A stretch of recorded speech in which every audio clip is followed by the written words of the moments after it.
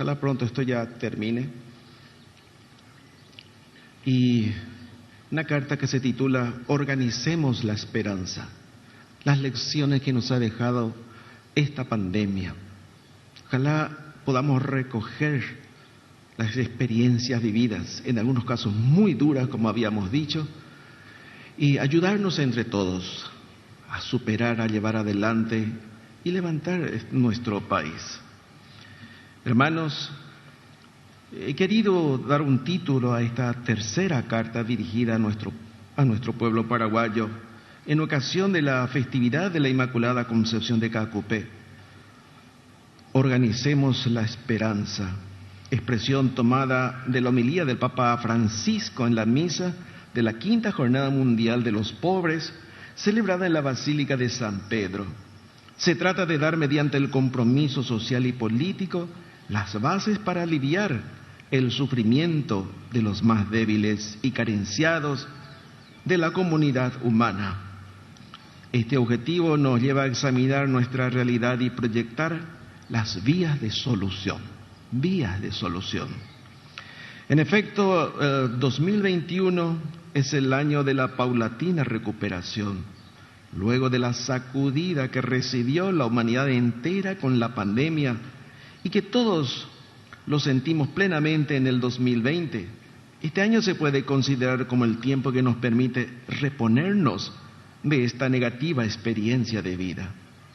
Las secuelas de mediano y largo plazo de este mal universal comienzan a emerger en el campo de la salud física y sobre todo mental, así como también en la economía global y en la de cada hogar, especialmente las familias necesitadas.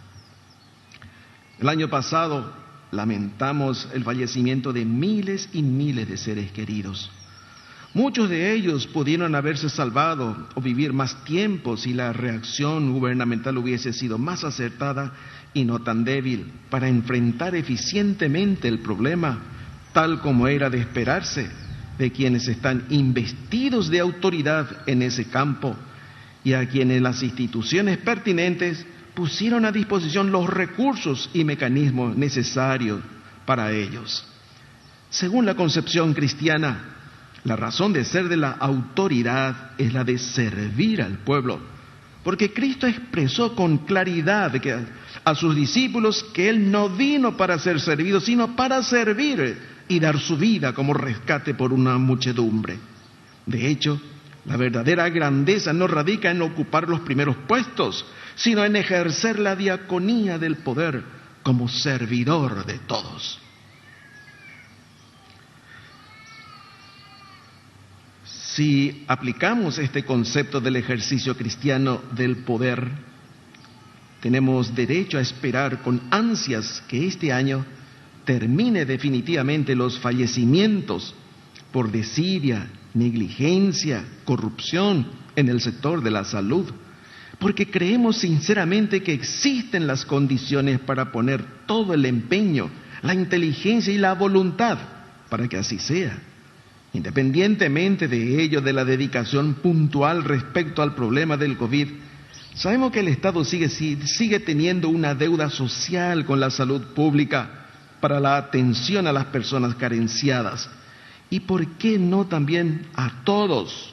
Porque la atención en salud pública debe ser universal. No es justo que los altos miembros del Estado, en vez de usar los servicios de salud de la colectividad, gasten el dinero público en seguros privilegiados de la medicina prepaga, como si tuvieran naturalmente más derecho que el común de la gente.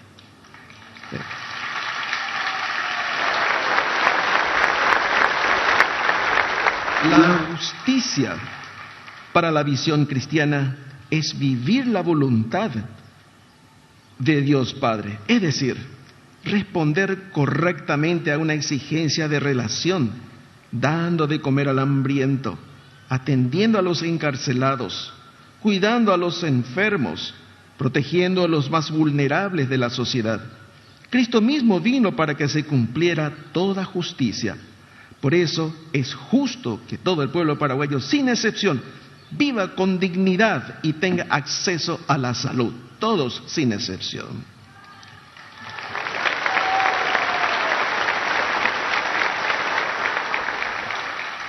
Debemos recuperarnos de esta negativa situación y aprovechar esta dura experiencia para cambiar y hacer que el mundo y nuestro país sean más habitables, un mejor lugar donde compartir la vida y los bienes que Dios prodigó para todos. Procesemos los malos momentos vividos, las experiencias dolorosas y unamos nuestras potencialidades para dar fuerza a quienes aún se sienten débiles. Caminemos juntos, al decir de nuestra conocida canción, juntos como hermanos, miembros de una iglesia, vamos caminando al encuentro del Señor.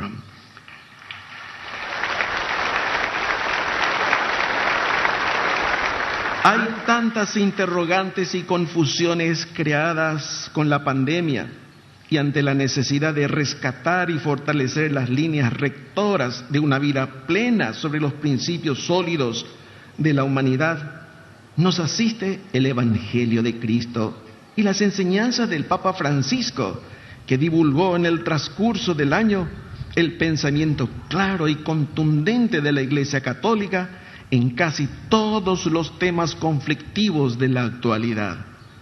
Con la humildad que caracteriza a los grandes pastores, nuestro Papa Francisco apela, ruega y pide por un mundo mejor, un mundo en el cual estamos incluidos y por ende con responsabilidades, tareas concretas a cumplir como ciudadanos cristianos.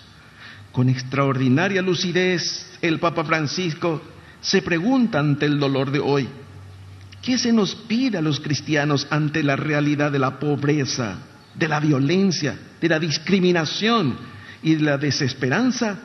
Se nos pide, responde él mismo, que alimentemos la esperanza del mañana. Ya lo he indicado al inicio de este contexto en la exhortación del Papa. Fue la Jornada Mundial de los Pobres, donde pidió que los cristianos organicemos la esperanza, y organicemina la esperanza, traducirla en la vida concreta de cada día, en el interés por los demás, en las relaciones humanas, en el compromiso social y político, en la vida eclesial. Con la pandemia descubrimos que además de ricos, somos todos al mismo tiempo pobres. La riqueza no se trata solamente de fortuna, de dinero, de bienes y consumo, así como la pobreza no se trata solamente de no tener dinero ni bienes en abundancia. La pandemia nos puso a todos en un mismo plano, tanto a ricos como a pobres. Ricos que pudiendo comprarlo todo, no encontraron forma de salvarse o de salvar a los suyos.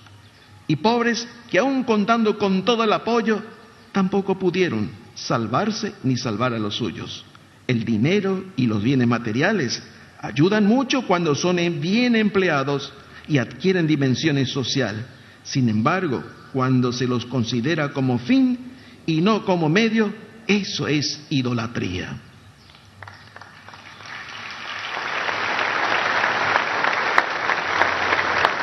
Hubo momentos en que la esperanza estaba perdida. Hay gente que perdió mucho y que todavía vive el dolor de esa pérdida, a lo que se debe agregar la incertidumbre sobre el mañana. De ahí la importancia extrema de la propuesta del Papa Francisco de organizar la esperanza, de no dejarnos llevar por el pesimismo, de no hundirnos con los problemas y de encontrar lo que sea, aunque fuere una tragedia, una esperanza para el mañana. Para cimentar nuestra esperanza, será necesario, haciéndonos eco de las palabras del Santo Padre, que los políticos y los gobiernos dejen de lado el sectarismo, dejen de lado los privilegios, a veces exagerados, la riqueza mala vida, y trabajen por el bien común buscando ajustar el modelo económico del país a uno que tenga rostro humano.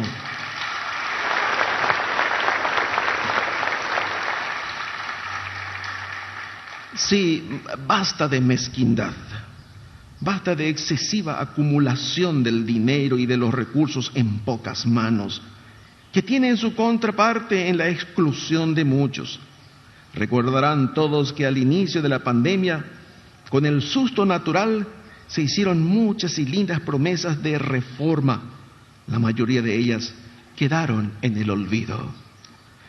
Tenemos la obligación de organizar la esperanza en el Paraguay para dejar atrás los efectos de la pandemia y para poner punto final a la epidemia nacional de la impunidad, porque la corrupción también mata.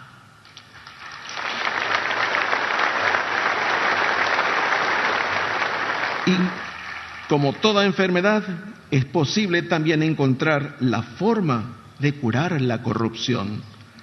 Si las instituciones pertinentes se declaran incompetentes para ellos, es deber primero de los gobiernos y después de la responsabilidad ciudadana encontrar la manera de extirpar este mal. Como dijimos hace rato, con la corrupción todo se pierde, se pierde.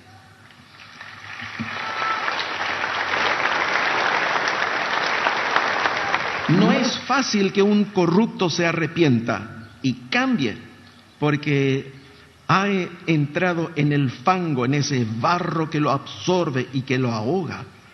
No obstante, la Sagrada Escritura nos enseña el ejemplo de Zaqueo, que siendo un corrupto recaudador de impuestos, encontró en Jesús la ocasión de su conversión con efecto social, porque se propuso dar la mitad de sus bienes a los pobres y devolver 4 veces más de lo que ha robado. Qué lindo ejemplo y testimonio. Comencemos a construir la esperanza del mañana con un cimiento sólido que sea inamovible: el presupuesto de la nación, quebranto de todos los años y que al parecer solo interesa a unos cuantos que están prendidos de él para un buen vivir a costa de los demás. Este presupuesto tiene que ser de interés de todos nosotros, porque es el cálculo de lo que se hará con el dinero de todos los contribuyentes, de todo lo que se va a gastar con ese dinero.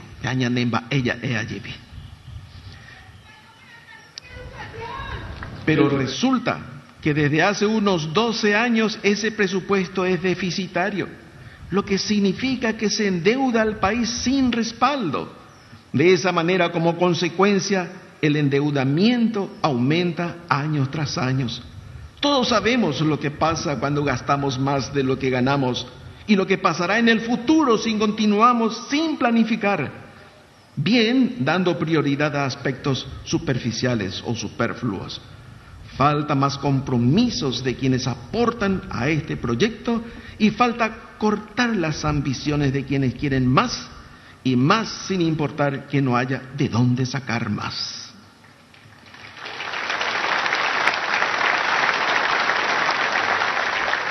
La pandemia se llevó gran parte de la deuda contraída en nombre de la salud pública, y luego algunos tejes y manejes solo gozan de buena salud quienes se alzaron con casi todas las licitaciones y compras sobrefacturadas de emergencia, que para supuestamente responder con eficiencia a los rigores del COVID.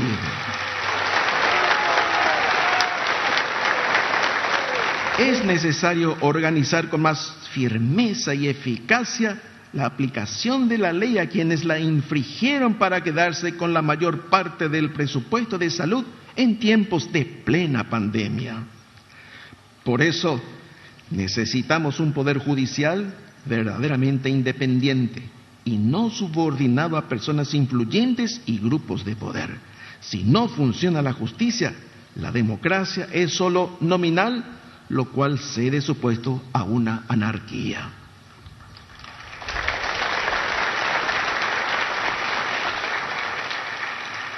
También esperamos sinceramente que quienes ingresaron con ímpetu por selección o acuerdo a los más altos cargos en los estrados judiciales se empeñen en hacer justicia, tal como prometieron hacerlo antes de ser designados.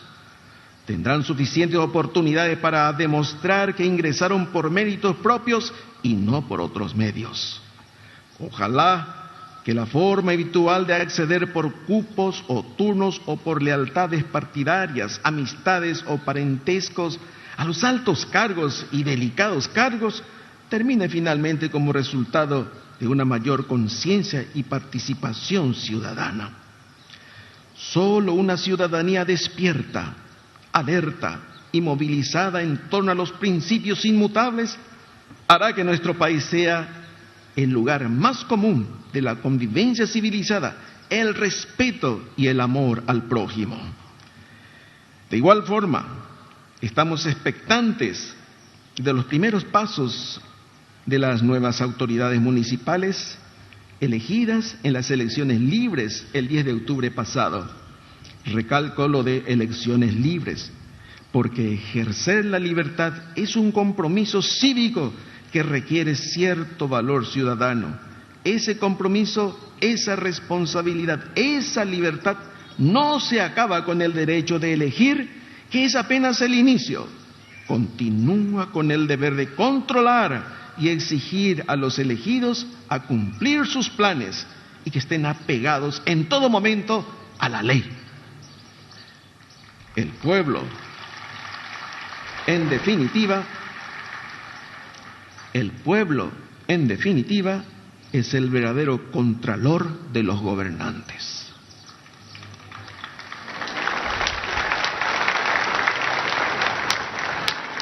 Tantas historias negativas conocemos de las administraciones municipales, principalmente historias de latrocinios que a veces la justicia ignora. Y nos preguntamos, ¿qué pasa con las familias de estas personas? Intendentes, concejales, administradores cuestionados, denunciados y casi no condenados. ¿No están enteradas estas familias de lo que todo el mundo sabe? ¿No sienten vergüenza de que sus padres, cónyuges o hermanos están en boca de todos? Se habla de ellos. Si la justicia está raquítica y dominada por intereses políticos, como para no ver absolutamente nada de lo que se malversa al pueblo, es necesario construir trincheras de protección a la familia, de modo que ella no sea contaminada de la misma forma por el mismo virus, corrupción.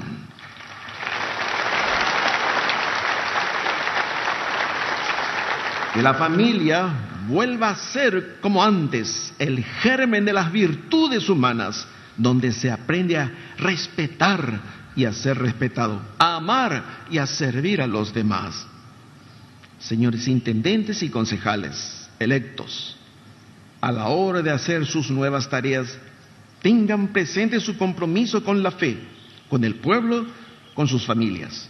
Ellos tuvieron el derecho y la libertad de elegirlos, pero también tienen el derecho de sentirse orgullosos de ustedes, de la decisión que tomaron al elegirlos. Les pedimos, no les defraudan, no renuncien a poner, aunque sea un granito de arena, para construir el cambio en nuestro país. Acuérdense de que están para servir a sus comunidades y sus municipios y no a servirse a ustedes mismos.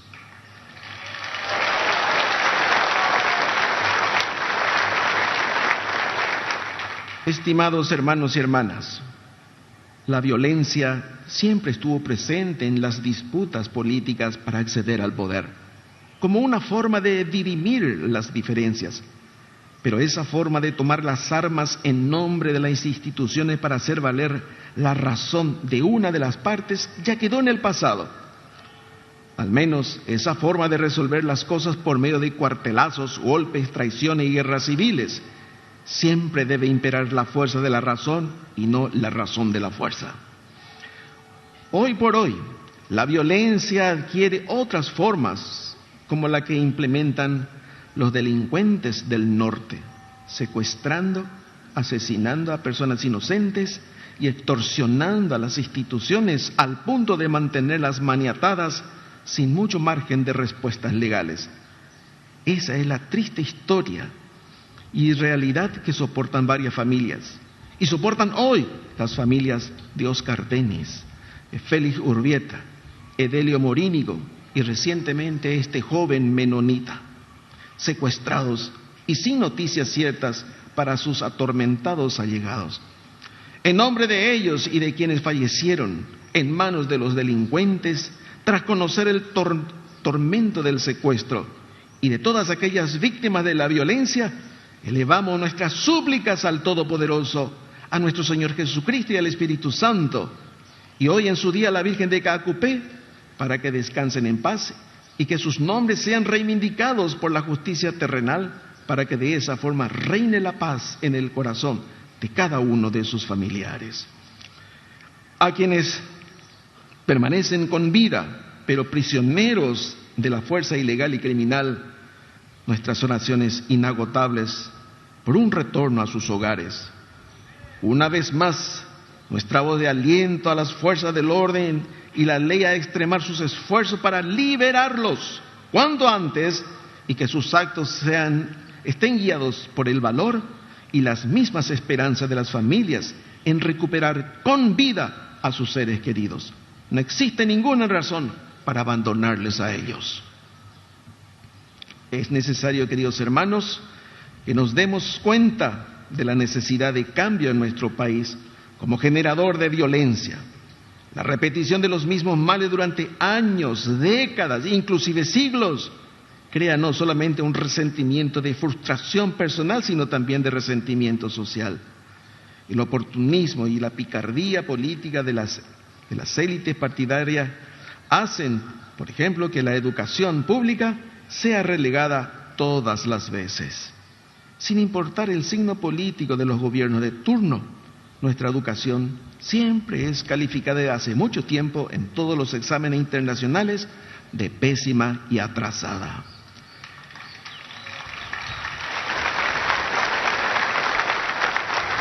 No obstante, parece haber señales del inicio de un proceso de renovación de la misma. Ante la ya triste evidencia, niños sin terminar la primaria, jóvenes que buscan trabajo en condiciones de analfabetos funcionales y adultos condenados a vivir el resto de sus vidas sin competencia y por ende sin poder aprovechar las oportunidades existentes. Frente a este cuadro es fácil deducir que la violencia es el refugio natural de la franja marginal de la población excluida y se explica que la disputa por el poder, en vez de una búsqueda de servicio, sea el más cómodo acceso al manejo de la corrupción para ejercer control y dominio de la pobreza. El país necesita cuanto antes cambiar el perfil de sus líderes, no cambiar personas simplemente. Necesitamos líderes íntegros, honestos, con mentalidad sana, confiables, comprometidos con la verdad, serviciales, ambiciosos en el cumplimiento de sus planes y promesas empeñadas. Ya no debemos dejarnos engañar ni engañarnos nosotros mismos. Todos tenemos la capacidad de discernir y de reconocer en el otro su intención, su trayectoria de verdad o mentira, sin necesidad de hurgar demasiado, como dice el Evangelio, lo hemos conocido al partir el pan. Paraguay, nuestro querido país, tiene grandes desafíos por delante. Necesitamos conservar nuestra condición de pueblo cordial y solidario, rescatar la tradición de hospitalidad y el valor de la palabra, el respeto a los niños, las mujeres y los abuelos. Urge volver a predicar con el ejemplo de los padres, de los hermanos mayores y sobre todo de las figuras públicas. El ejemplo de arriba es una escuela insustituible.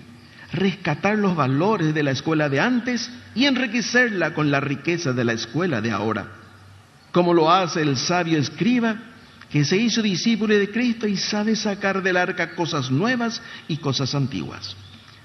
Necesitamos de la confianza de personas con valores de antes y de personas con la inteligencia y la preparación de ahora para enfrentar los desafíos del mañana. El mañana comenzó ayer, pero la gran fecha sigue siendo el año de la renegociación del anexo C de Itaipú, cuyo tratamiento y negociación ya comenzaron y de las cuales apenas conocemos algunas pequeñas cosas que se filtran. Necesitamos además patriotismo para tratar el tema y para exigir a quienes negocian y negociarán nuestro futuro. No demos pasos en falso que condicionen el porvenir de nuestra nación.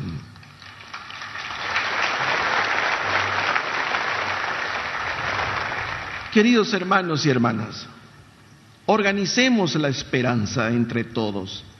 Que nadie se excluya de esta misión y que nadie lo impida tampoco.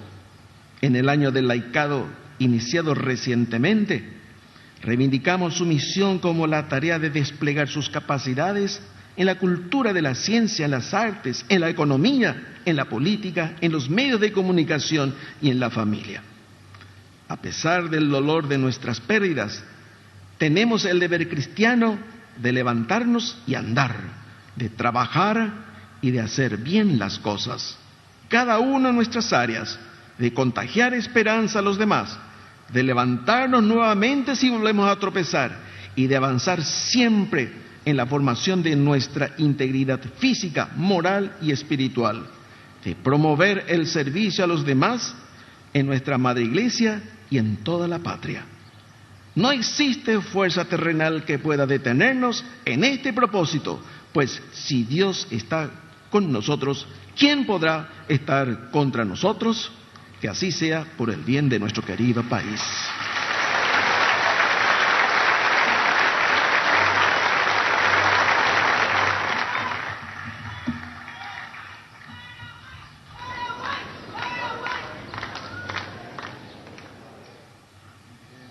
Carta de nuestro obispo diocesano, Monseñor Ricardo. Organicemos la esperanza. Nos preparamos en estos momentos para recibir la bendición de Dios a través de nuestro obispo. Se bendicen a todos los presentes, a los televidentes. Se bendicen los objetos de piedad que portan en sus manos: velas, imágenes, estampas, escapularios.